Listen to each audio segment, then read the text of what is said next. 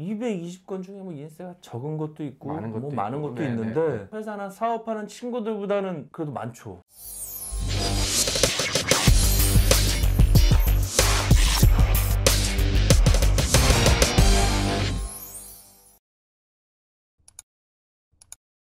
세상의 모든 직업을 소개하는 그날까지. 안녕하세요 헌터스 여러분, 사람을 좋아하는 헤드헌터 윤재용입니다. 오늘은 바리스타 출신 소설가 정명섭 작가님을 모셨습니다. 반갑습니다. 안녕하세요. 안녕하세요. 저랑 또 인연이 많으시잖아요. 네네. 6년 전에 오디오로 나와서 재밌게 잘 해주셨는데 6년 만에 유명 작가로 다시 영상으로 찾아오셨습니다. 우리 인연이라는 게 종로구 전기수라고 아무나 시키지 않아요. 종로구를 다니면서 저 같은 경우는 헤드헌터니까 회사 소개, 직업 이런 거 하고, 우리 작가님은 역사 관련해서 역사 관련으로 하셨거든요. 연말에 또 1년 한 거에서 세 분만 추려서 토크 콘서트를 했는데 저랑 개그맨 정재한 작가님이랑 우리 작가님이랑 셋이 했거든요. 아마 다음은 뒤에 있는 무기원에서 했던 거 같아요. 되게 인상적이었죠. 끝나고 또 계열사라는 치킨집에서 치킨을 좋아하는데 맛있더라고요. 거기가 대한민국에서 다섯 손가락에 들어 맛있고, 거기 또 주인이 정재한 씨를 알아보셨어. 재밌었습니다. 정재한님 여기다 올려드릴게요. 네. 제 것도 나오셔서 5부작으로 제가 해드렸거든요. 우리 헌터스 여러분들한테 우리 작가님 소개하고 하는 일 좀 알려주세요. 커피를 만드는 바리스타로 일하다가 어느 날 갑자기 글을 쓰게 됐고요. 운이 좋게 작가가 됐고, 작가 중에 가장 어려운 게 전업 작가라고 하잖아요. 그러니까. 글로 먹고 사는데 전업 작가로 지금 활동한 지가 2011년부터였으니까 지금 한 14년 정도 됐고요. 책을 굉장히 많이 쓴 걸로 좀 유명해요. 그러니까. 소설도 쓰고 입문서도 쓰고 동화, 청소년, 그림책, 영화나 드라마 작업도 좀 하고 웹툰이나 웹소설도 그 사이에 작업을 해봐서 요즘 못 써요. 이게 책이 너무 많이 나와서 단편까지 포함해서 대략 한 220권 정도 대박. 쓴 것 같습니다. 그런 게 저의 자랑거리이고, 출연했을 때 제가 헤드헌터라는 직업이 되게 궁금했거든요. 그걸 계기로 성과물이 하나 나와서 오늘 그 성과물도 좀 자랑하고 윤정님 덕분이었으니까 끝나고 맛있는 것도 사드리려고 오늘 왔습니다. 이거 앞에서 하면 또 앞에만 보고 나가거든요. 네네. 뒤에서 그 책을 소개해드릴 건데 제목이 유튜브를 알아. 제목이 헤드헌터야. 맞습니다. 이거 내 지분이 내 건데. 맞습니다. 밥 한 끼로 그냥 퉁치시는데 비싼 밥으로 좀 해보려고 노력하겠습니다. 책 한 권 쓴 것도 힘든데 네네네. 220권을 쓰셨다니까 뒤에서 여쭤보려고 그랬는데 그 아이디어는 어디서 나오는 거예요? 그게 제일 궁금해. 역시 나중에 할 얘기였는데 헤드헌터라는 직업에 대해서 궁금했잖아요. 그래서 헤드헌터라는 직업이 한국말로 얘기하면 대가리 사냥꾼이잖아요. 그렇죠. 머리 사냥꾼. 그리고 유래 자체가 이렇게 목을 베서 모은 거에서 시작이 되는데, 이게 어쩌다 보니까 사람의 직업을 다른 곳으로 옮겨주는 굉장히 좋은 일로 바뀌었잖아요. 그런 것도 좀 궁금하고 제가 머리에 꽂히기 시작한 거예요. 그때 봤던 뉴스가 이 사람 머리를 떼어다가 저 사람 머리에 넣었더니 움직이더라, 뭐 이런 거 있잖아요. 망상 전문가라 이제 공상을 좀 하게 됐고, 이게 이제 사이언스 픽션 SF를 통해서 가게 됐고요. 저는 기본적으로 호기심이 되게 많아요. 이 사람이 어떤 생각을 하고 있을까, 저 눈사람은 왜 저렇게 만들어졌을까, 쟤는 왜 옆으로 갈까, 뭐 이런 것들 있잖아요. 사회생활엔 전혀 쓸모가 없는 건데 이상하게 그런 것들이 모으고 모아지면 이제 하나의 이야기거리가 만들어지더라고요. 그래서 저는 사람들한테 저를 소개할 때 망상 전문가, 망상이라는 게 대충 이런 거죠. 온다일 장군과 평강공주 얘기하시죠. 평강공주가 찾아오는 게 시작이잖아요. 결혼하겠다고. 사람들이 그냥 그런 거보다 하고 1500년 동안 믿어왔어요. 생각해보니까 평강공주가 찾아왔을 때 이거 갑자기 찾아온 거잖아요. 뭐 카톡으로 찾아가겠네, 뭐 이메일 보낸 게 아니니까. 과연 온달은 그때 솔로였을까? 썸을 타는 사이가 있을 수도 있고, 뭐 좋아하는 여성이 있을 수도 있고, 뭐 심지어 결혼했을 수도 있으니까 아무짝에도 쓸모없는 망상이거든요. 요거를 잘 굴려서 책으로도 써봤고, 그런 식으로 이제 이야기들을 만들어내는 거죠. 주제가 무궁무진하네요. 그럼요. 제가 이게 351회 방송이거든요. 이거 장수 프로그램이에요. 다 뺏기겠다. 그래서 최근에 유튜브로 계정 나오는 거 다시 한번 꼼꼼히 보고, 왜냐면 제가 다른 사람의 삶을 잘 모르잖아요. 그러니까 다른 사람의 삶을 진술해요. 그리고 이제 이분이 대단한 게, 화면에 쓰거나 제3자 잘 모르는 사람이 물어보면 답변을 잘 안 하려고 하거나 비밀을 좀 지키려고 하는 케이스가 많은데, 저도 그랬고 이 화면에 나오거나 출연한 분 상당수가 성심성의껏 얘기를 해주셨더라고요. 자기 직업이라든지 자기 삶에 대해서 잘 끌어내니까. 그렇죠. 맞습니다. 그래서 다른 삶이 궁금하거나 이런 직업을 가지고 싶은데 이런 직업이 어떤 장단점이 있을까, 헤드헌터 윤재용을 보셔야 됩니다. 방송 많이 한 분이라 제대로 홍보해 주시네요. 여러분들 제가 구독 좀 해주세요. 왜냐면은 96.8%는 비구독자야. 구독 안 하고 보더라고. 한번 누르면 되는데. 구독이랑 좋아요, 그리고 이제 댓글 같은 거 달아주시면 그럼 또 댓글 다 달고 하트까지 다 눌러드립니다. 여러분들 영상 밑에 보면 책이랑 이 티셔츠 팔고 있는데 어. 책은요 여러분들 만약에 방문 수령하죠 제가 직접 드립니다 사인해서. 책도 굉장히 잘 팔렸다고 들었어요. 그러니까 3세 넘어갔어요. 3세면 많이 팔린 거예요. 말 나온 김에 네네. 작가님 220권 중에 제일 잘 팔린 게 뭐예요? 유명 프로그램이라 출판사랑 이렇게 다 보고 있거든요. 몇 가지를 꼽아드리자면 팩트로 뭐 미스 손타, 사라진 조우관, 어린 만세꾼, 마법의 연관독도 있고 와. 최근은 뭐 빙하조선도 잘 팔리고 있고 그다음에 2차 저작권 나간 작품도 있고 네. 뭐 여러 가지 작품들이 있는데 저의 가장 베스트는 저는 아직 안 썼다고 생각합니다. 제 전성기는 내일부터. 보통은 첫 작품입니다 이러거든. 네. 아직 베스트셀러는 없다니까. 네. 멋있네요. 왜냐면 제가 20년 가까이 글을 썼고 네. 앞으로 20년 동안 또 글을 쓸 건데 그러니까 뭐 지나온 세월이 많긴 하지만 글쓰기 인생에서 이제 저는 이제 터닝 포인트 중간 지점 정도를 돌았으니까 네. 나이로 치면 청년기 아니겠습니까? 그러게요. 그렇죠. 앞으로 뭐 제가 얼마나 뭘 할지는 저도 잘 모르겠어요.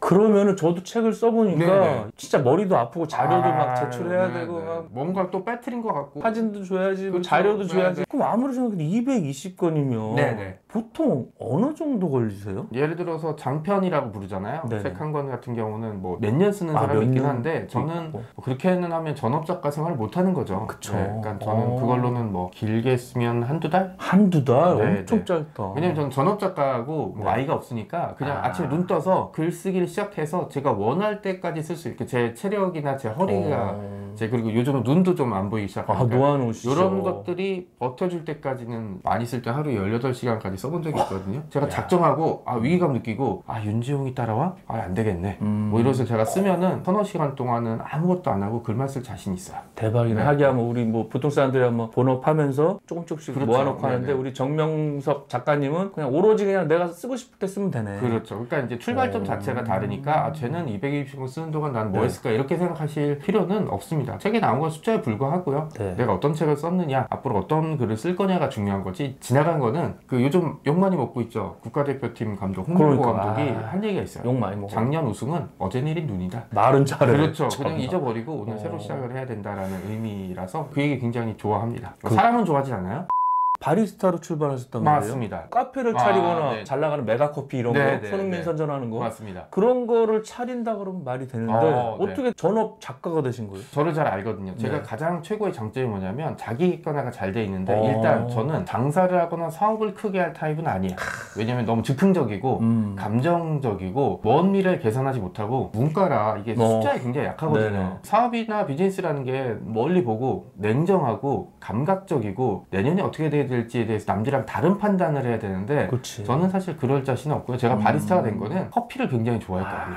그때 방송에 나갔듯이 샐러리맨이었다가 현실이 너무 먹 같은데 커피가 저의 위안이 됐거든요. 그전엔 술이었죠. 술은 문제가 몸과 통장에 문제가 생기더라고요. 그러니까 술값만 모았으면 그렇죠. 집한테 산다 그러잖아요. 맞습니다. 네. 저도 뭐 그 정도까지는 아니었겠지만 어쨌든 엄청 많이 마시고 그리고 술을 마시고 다음날 좀 오래되신 분 알겠지만 미도파 백화점 롯데 옆에 네, 거기 명동 지하에 약간 던전 같은 매점이 있었거든요. 매점 아주머니와 시어머니인지 어머니인지 모르겠지만 김치를 묵은지를 엄청 넣은 김치를 판 거예요. 라면을. 네, 그럼 이제 그걸 먹고 해장했는데 오랜만에 듣는다. 네, 밤새 술 먹고 아침에 기어 나와서 그렇게 해장하고 그다음에 또 넥타이 메고 회사 일하는 게 어느 날 현타가 오더라고요. 내가 이렇게 살아야 되는 건가? 커피를 마시다가 이제 내가 그러면 좋아하는 일 해볼까? 라고 생각해서 이제 단골이었던 커피 매장의 바리스타가 우리 회사에서 사람 뽑으니까 한번 면접에 들어가 보세요. 라고 해서 이제 그때 면접을 보고 바리스타가 됐던 게 시작이었죠. 한참 전 얘기잖아요. 그렇죠. 지난 세기에 가깝죠. 그때 바리스타는 개념도 없었잖아 그때. 그때 스타벅스가 막 들어올 때도 그죠? 가방만 생각을 했지 이제 어. 남자들이 앞치마 두르고 막 네. 커피를 서빙한다는 거나 만든다는 거에 대한 개념 자체가 그러니까 좀 없었죠. 요즘이야 뭐 다 남자가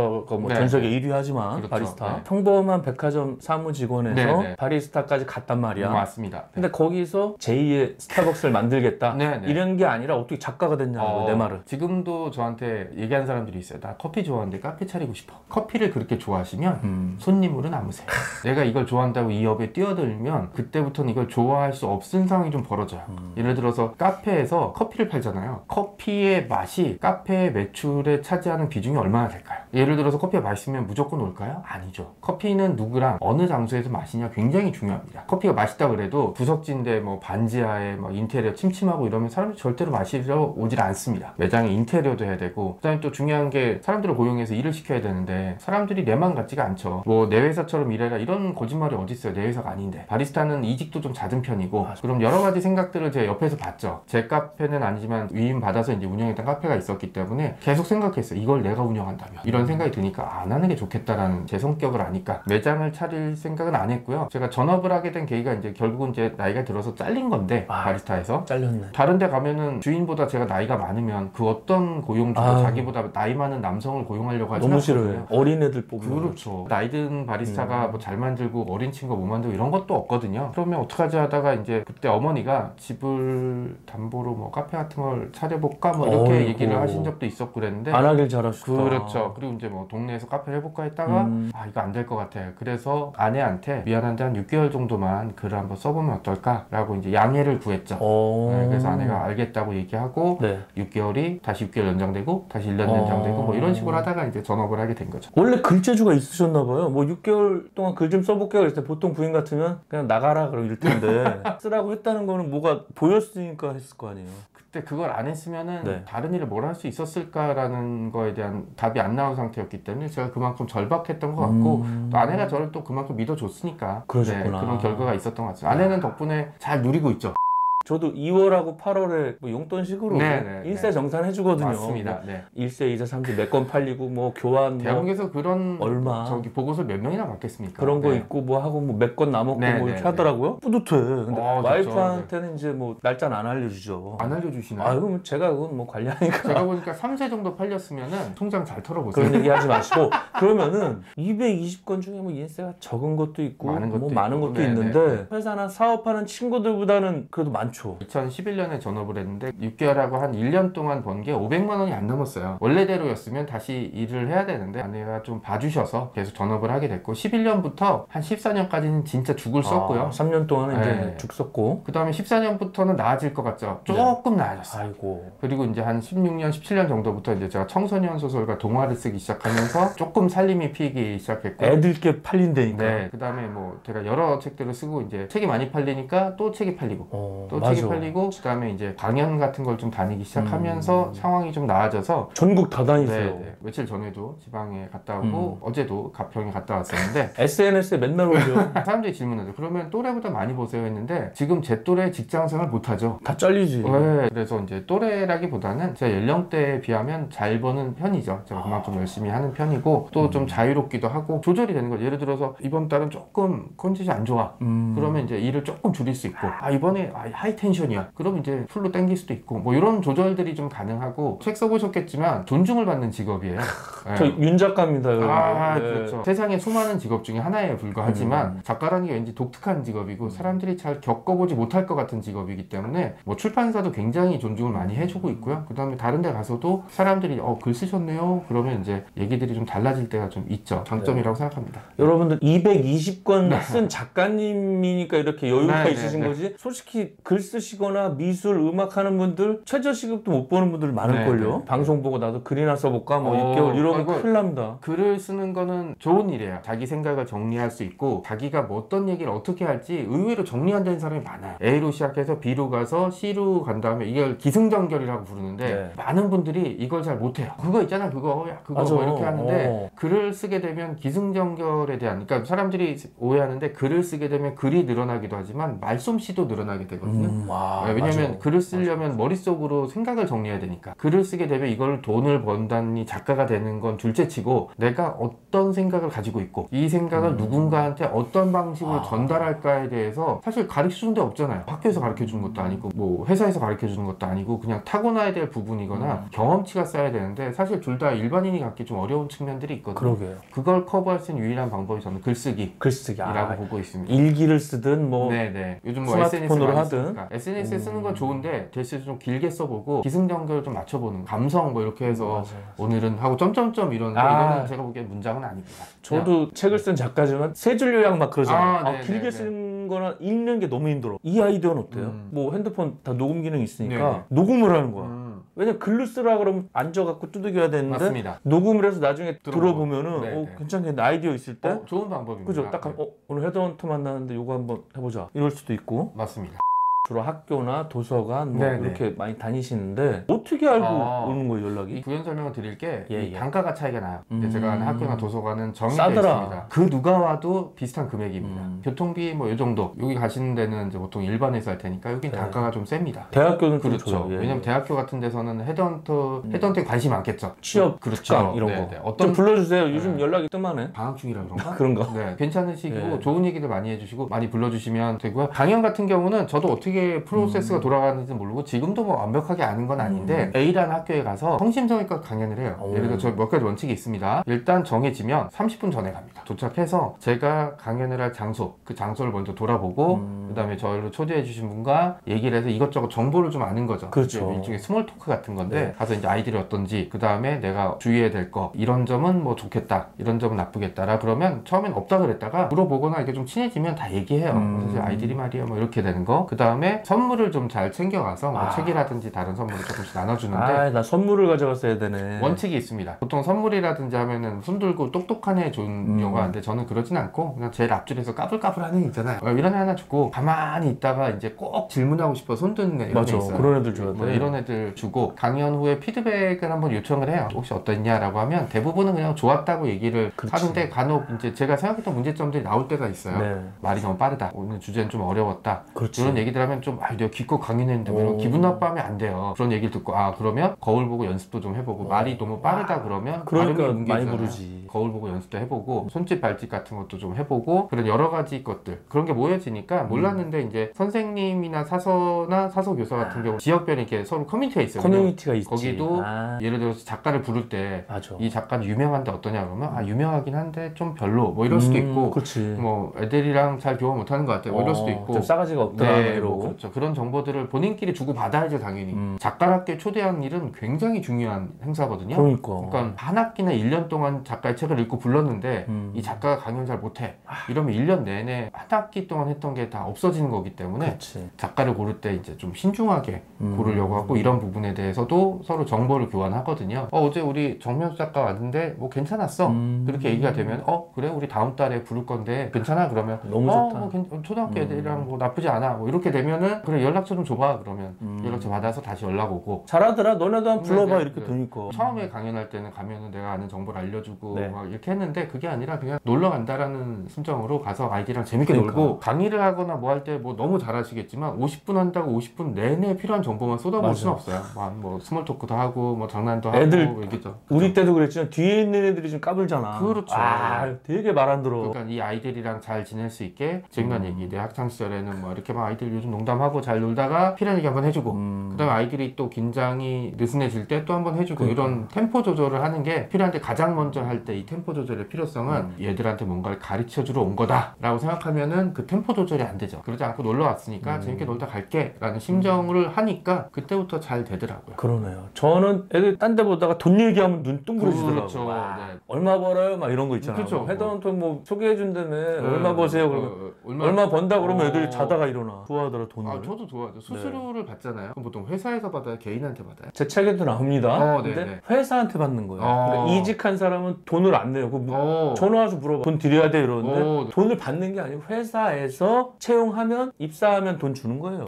회사에서 그 그러니까. 소개비 명목으로 받는 거야. 그렇죠. 이상한 헤드헌터들은 월급의 20%뭐 이렇게 하는 사람도 있더라고요. 그 월급의 20%를 개인한테 받았으면 내가 빌딩 올렸겠다. 그러게요. 회사에서 주는 겁니다, 여러분들. 사기 당하시면 안 됩니다. 그러니까 헤드헌터에서 전화가 와서 네. 저기 누구누구 씨 저희가 관심이 있어서 혹시 이직할 생각 있으면 저희가 소개시켜 드릴까 네. 했는데 여기까지는 그렇고 예를 들어 그 다음에 저희가 월급을 얼마 정도 더 받게 해드릴 텐데 대신에 월급에 얼마를 주든지 아니면 처음에 들어갔을 때 크게 한번 우리한테 주세요 이렇게 얘기하면 요거는 아닌 거인 거죠? 그거는 사기꾼이죠. 사기꾼, 예를 들면은 TV에 맛집으로 나간다. 그럼 보통은 뭐 방송도 많이 나가셔서 알겠지만 저희도 돈을 받고 나가는 건데 네네. 뭐 2, 3천만 원 주시면 뭐 홍보해 드릴게요. 그건 다 사기입니다. 그렇죠. 네, 작가들이 돈 안 받습니다. 네, 받을 이유가 없죠 그러니까. 방송국인데. 어떤 분 제 거 나오는데 얼마 내면 되냐? 받을 거 그랬나 봐. 그러게. 돈 안 받으면 저희 그냥 출연 신청 해주시면 정중히 모십니다. 네. 근데 직업은 있어야 돼. 백수한테. 백수도 직업 아니에요? 아쉽지만 직업 있는 분 출연 신청 여기다 네. 넣어드릴 테니까 네, 네, 해주시면은 제가 정중히 모시겠습니다.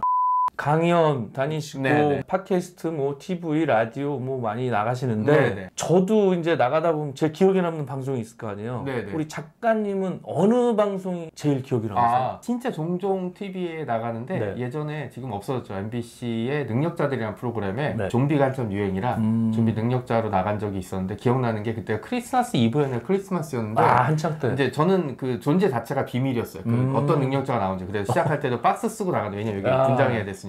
얼굴이 나와야 되는데. 네, 박스 네. 쓰고 하는데 특수분장이니까 분장사를 불렀는데 분장사를 늦게까지 데리고 있을 수가 없잖아요. 네네. 6시까지 오라 그래서 분장을 시키고 네. 그 다음에 12시에 방송이 들어간 거예요. 아. 크리스마스 이브잖아요. 밖에는 막 눈도 내리고 구경하면서 시간 보내고 있었는데 갑자기 뛰어오더니 여기 얼굴 보면 안 되니까 들어가시라고. 네. 그때 약간 서러웠었던 적이 좀 있었죠. 방송은 야. 뭐 그때가 가장 기억에 남고요. 뭐 강연 같은 경우는 제가 이제 어느 지역에 중학교를 갔는데 전교생이 11명이래요. 선생님이 태워준 차를 타고 학교로 들어갔는데 사실은 6명입니다. 6명. 5명은 뭐 특기생 같은 거라 그냥 숫자만 있는 거고 그 6명 중에 뭐 누구는 안 나오고 누구는 어디가 아프고 이래서 서너 명 데리고 한 적이 있는데 그게 네. 재밌었어요. 왜냐면 강연이라는 거 해보셔야 알겠지만 네. 인원이 적으면 집중도가 좋죠. 높아지고 왜냐면 딴짓을 네. 못해. 400명 있어야 딴짓 하는데 한 20명 있으면은 애들이 뭘 못하잖아요. 네. 그래서 그때도 좀 기억이 났었고 또 하나는 진천인가 어디에 공무원 연수시설이 있어요. 네네. 코로나라 줌으로 했는데 집이 아니라 거기까지 가서 거기 강의실에서 세팅했는 데서 강의를 하고 이제 다들 이제 방에서 들었는데 중간에 이제 쉬는 시간에 몇 분이 재밌다고 이제 현장에 듣고 온 싶다고 거예요? 해서 거기 오셔갖고 이제 따로따로 앉으면 괜찮으니까 네, 마스크 쓰고 따로따로 앉아 계셔서 강의를 들으셨던 때도 좀 재밌었어요. 여러 가지 재밌는 에피소드가 네, 있었네요. 네, 네. 와, 이거는 좀 기억하기 싫거나 좀 그랬던 거 있어요? 첫 번째인가 두 번째 강연이 광화문 교보이나 거기 오. 큰 게 아니고 조그만 데 잡혔어요. 그때 생각이 다 알려줘야 되겠다 라고 해서 강연을 하는 저도 졸렸어요. 심지어 편집자도 이게 꼬박꼬박 졸아갖고 아이고, 저랑 졸다가 눈이 마주쳐갖고 에이. 제 잘못이었죠. 다시는 재미없는 강연을 하지 않겠다라고 해서 저한테는 그 강연이 굉장히 중요한 터닝 포인트이자 시작점이 됐죠. 그래서 지금도 잊어버리지 않고 있습니다. 그럴 때가 좀 뻘쭘했겠다. 네, 맞습니다. 야. 잘 잊어버리려고 노력하죠. 이제 왜 실패했는지는 기억을 해야 되는데 그러니까. 이 실패를 너무 마음에 담아두면 뭐 앞으로 나갈 수가 없습니다. 그렇습니다. 여러분들 실패는 성공의 어머니라고 그러잖아요. 맞습니다. 저야 뭐 본업도 있고 한 권 정도 쓴 작가라고 까불고 있는데 아유, 한 건 정도 아니죠. 우리 네. 또 정명섭 작가님 220권에 네, 뭐 네, 워낙 네. 다양한 장르를 쓰셨잖아요. 네, 네. 작가다 그러면 주변 시선이나 대우는 좀 어때요? 이게 그런 거 있죠. 선입견. 일단 제가 좀 나이보다 좀 어려 보이는 것도 좀 있기도 하고 누가 봐도 작가와는 거리가 멀어 보이잖아요. 귀염상이잖아. 네, 까불까불해 보이고 뭐 뭔가 생각이 없어 보이고 그래서 이제 일단 작가라 그러면 일단 거기서 한번 놀래고 오. 그 다음에 생각보다 경력이 긴 거 보고 놀래고 그 다음에 책을 좀 많이 썼다 그러면 거기서 한번 다시 놀래고 그러니까. 뭐 이런 케이스들이 있어서 어느 업계든 이 고인물이 되면 받는 대접이 있잖아요. 왜냐면 어디 갔는데 뭐 누구 선배 뭐 그렇지. 친구 어. 뭐 누구 사장님이 깍듯하게 인사해 뭐 아니면 뭐 내가 존경하는 작가인데 나보고 스승님 뭐 이래 와, 뭐 이런 것들이 좀 있어서 있어 보이죠. 네, 뭐 대우라기보다는 여러분 잘 아시지만 어느 업계든 고인물이 되면 받는 평균적인 그런 게 있거든요. 뭐 그래서 업계 내부에서는 그 정도인 것 같고 사람들이 작가에 대한 로망들이 다 하나씩 있는 것 같아요. 그러니까. 약간 그런 선망에서 오는 존경 어린 시선들이 좀 있긴 한데 그거는 이제 사실 저를 향했다기보다는 자신의 마음을 향한 뭐 이런 거기 때문에 요거는 빨리 캐치하는 게 좋습니다. 그러게요. 네. 저도 우리 6년 전에 오디오로 녹음할 때는 네, 제가 네. 책 어떻게 하면 쓸 수 아, 있어요 맞습니다. 이랬는데 네. 저도 이제 쓴 사람입니다. 근데 이렇게 그렇죠. 되니까 3세 작가. 느낌이 네. 좀 아하, 다르더라고요. 그쵸, 그쵸. 근데 여러분들 책 쓰는 거 추천드립니다. 책이 결과물이 나오는 게 중요하긴 하잖아요. 그래서 책이 뿌듯하고. 나오긴 하지만 그게 안 됐다 그래도 앞서 말씀드렸듯이 음. 내가 글을 쓰게 되면 이게 짧은 글이든 긴 글이든 기승전결이 있고 내 생각을 어떻게 정리하겠다. 이렇게 글을 쓰다 보면 그렇게 정리가 되니까 그 단계까지만 가도 사실 인생에 많은 도움이 되거든요. 작가님은 전업으로 작가를 네네. 시작했던 거고 네네. 저 같은 경우는 헤드헌터로 알려진 다음에 출판사에서 제의가 와서 썼잖아요. 네네네. 근데 어떤 사람이 베스트셀러 될 만한 걸 자기가 썼어. 네네. 근데 책으로 내고 싶어. 그럼 어떻게 하면 돼요? 이걸 제일 궁금해하실 것 같아. 많이 받는 질문이고 네. 이 질문에 대한 답변이 굉장히 길 수밖에 없는 게 결론은 케이스 바이 케이스 케바케라고 부르잖아요. 아니 뭐